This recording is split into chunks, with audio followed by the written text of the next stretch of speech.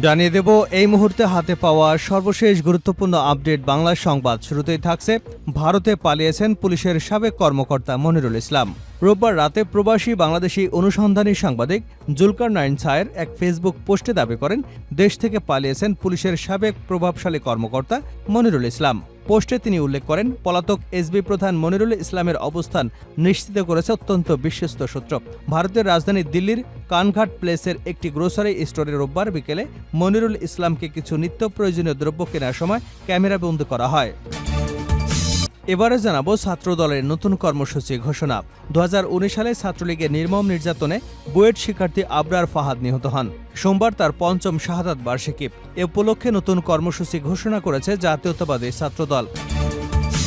এদিকে ভারতে পালানোর সময় সাবেক ভূমিমন্ত্রী নারায়ণ চন্দ্র চন্দ আটক।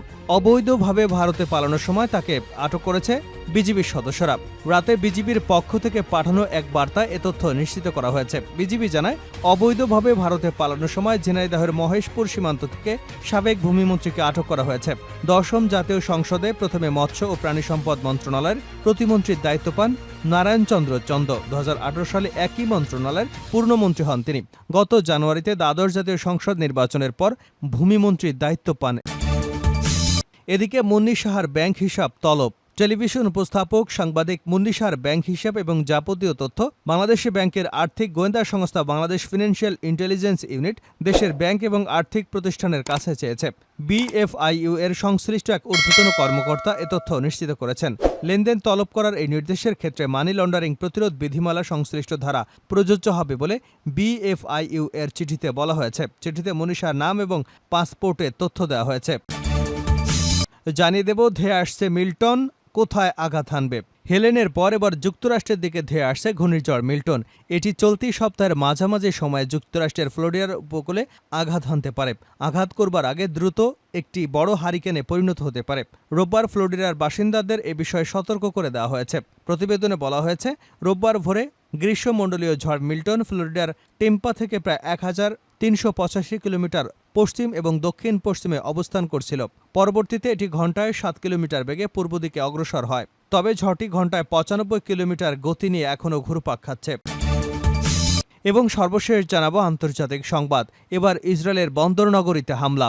ইসরায়েলের বন্দর শহর হাইফায় রকেট হামলা হয়েছে।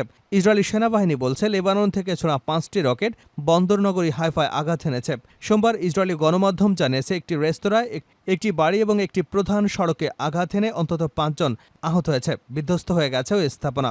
এছাড়া উত্তর শহরের টাইবেরিয়াতেও সাইরেন বেজে ওঠে। তবে সেখানে ক্ষয়ক্ষতির পরিমাণ জানা যায়নি। সেনাবাহিনী আরও বলেছে 15টি রকেট শনাক্ত করবার পর অন্য এলাকার আকাশ প্রতিরক্ষা ব্যবস্থা সক্রিয় করা হয়েছে।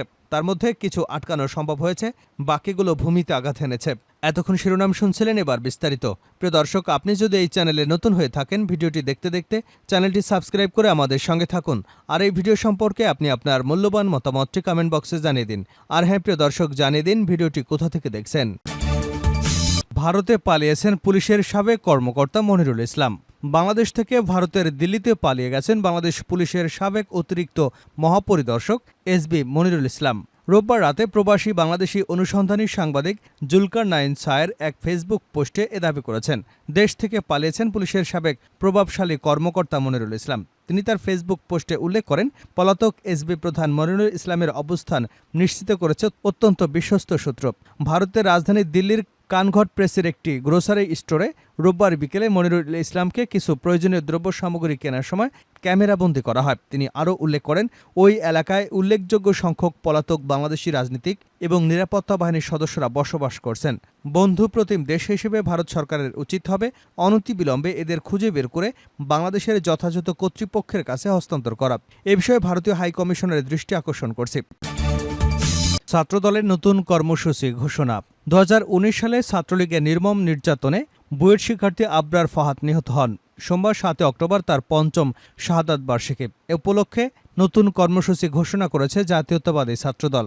রোববার ছাত্রদলের সভাপতি রাকিবুল ইসলাম রাকিব এবং সাধারণ সম্পাদক নাসির উদ্দিন নাসির কর্মসূচি ঘোষণা করেন।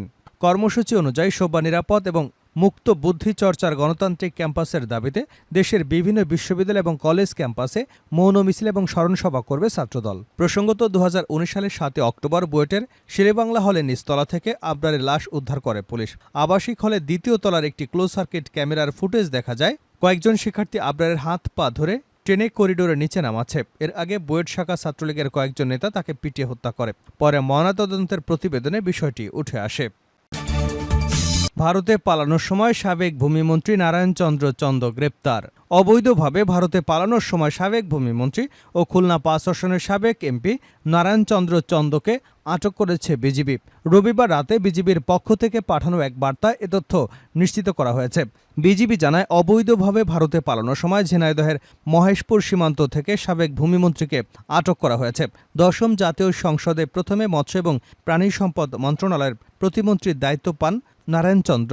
2018 সালে একই মন্ত্রণালয়ের পূর্ণমন্ত্রী হন তিনি। গত জানুয়ারিতে দ্বাদশ জাতীয় সংসদ নির্বাচনের পর ভূমিমন্ত্রীর দায়িত্ব পান তিনি। গত 29 সেপ্টেম্বর নারায়ণ চন্দ্র চন্দ সহ 18 জনের বিরুদ্ধে খুলনার নারী এবং শিশু নির্যাতন দমন ট্রাইব্যুনালে অপহরণের মামলা করেন এক তরুণী।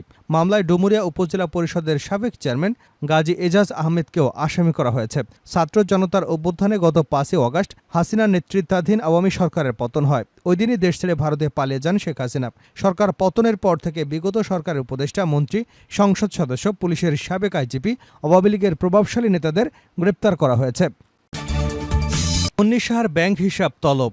টেলিভিশন উপস্থাপক ও সাংবাদিক মুন্নী সাহার ব্যাংক হিসাবে এবং জাতীয় তথ্য বাংলাদেশ ব্যাংকের আর্থিক গোয়েন্দা সংস্থা বাংলাদেশ ফিনান্সিয়াল ইন্টেলিজেন্স ইউনিট দেশের ব্যাংক এবং আর্থিক প্রতিষ্ঠানের কাছে চেয়েছে। বিএফআইইউ এর সংশ্লিষ্ট এক ঊর্ধ্বতন কর্মকর্তা এ তথ্য নিশ্চিত করেছেন। লেনদেন তলব করবার এই নির্দেশের ক্ষেত্রে মানি লন্ডারিং প্রতিরোধ বিধিমালা সংশ্লিষ্ট ধারা প্রযোজ্য হবে বলে বিএফআইইউ এর চিঠিতে বলা হয়েছে। চিঠিতে মুন্নী সাহার নাম এবং পাসপোর্টের তথ্য দেওয়া হয়েছে। বিএফআইইউ এর নির্দেশনায় আরও বলা হয়েছে, হিসাব তলব করা ব্যক্তির সংশ্লিষ্ট তথ্য বা দলিল, যেমন হিসাব খোলার ফর্ম, কেওয়াইসি, লেনদেনের বিবরণী সহ আমানত, ঋণ, locker, credit card, foreign trade, offshore banking হিসাব থাকলে 7 অক্টোবরের মধ্যে বিএফআইইউতে পাঠানো হবে। জানা গেছে, সম্প্রতি মুন্নী সাহা এটিএন নিউজ থেকে পদত্যাগ করেন। মালিকপক্ষের সাথে বিরোধের জেরে এ সিদ্ধান্ত নিয়েছেন। পরে তিনি জানান, পদত্যাগ করা ছাড়া তার সামনে কোনো বিকল্প ছিল না। ছাত্র জনতার অবিস্মরণীয় অভ্যুত্থানের মুখে 5 আগস্ট প্রধানমন্ত্রীর পদ থেকে পদত্যাগ করে দেশ ছেড়ে ভারতে পালিয়ে যান শেখ হাসিনা। এর মাধ্যমে টানা 16 বছরে আওয়ামী লীগের নজিরবিহীন দুঃশাসন, স্বেচ্ছাচারিতার অবসান ঘটে।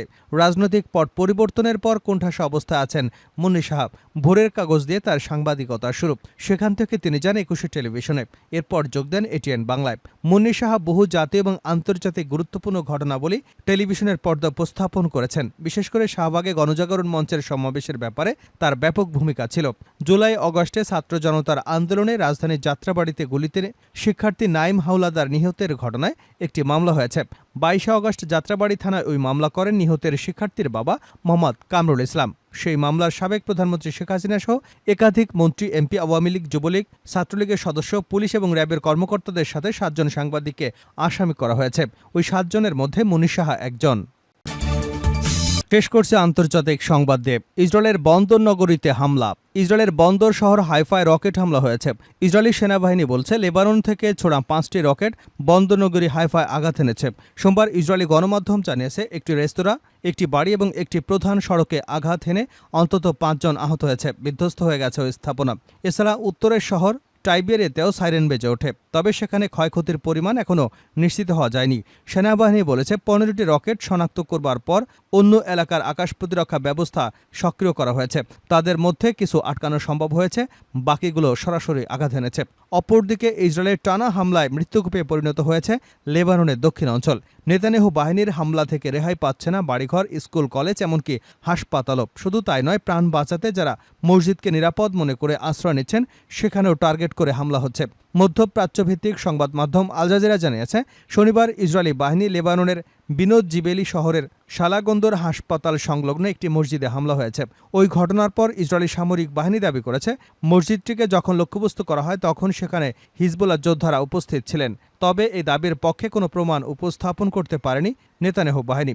লেবাননের হামলা অব্যাহত রেখেছে ইসরায়েল। গুড়িয়ে দেওয়া হয়েছে একের পর এক স্থাপনা। রেহাই পায়নি দক্ষিণাঞ্চলের শহর বিনতে জেবিলের হাসপাতালও। অন্যদিকে লেবাননের উত্তরাঞ্চলের শহর ত্রিপোলিতে প্রথমবারের মতো হামলা চালিয়েছে ইসরায়েলি বাহিনী।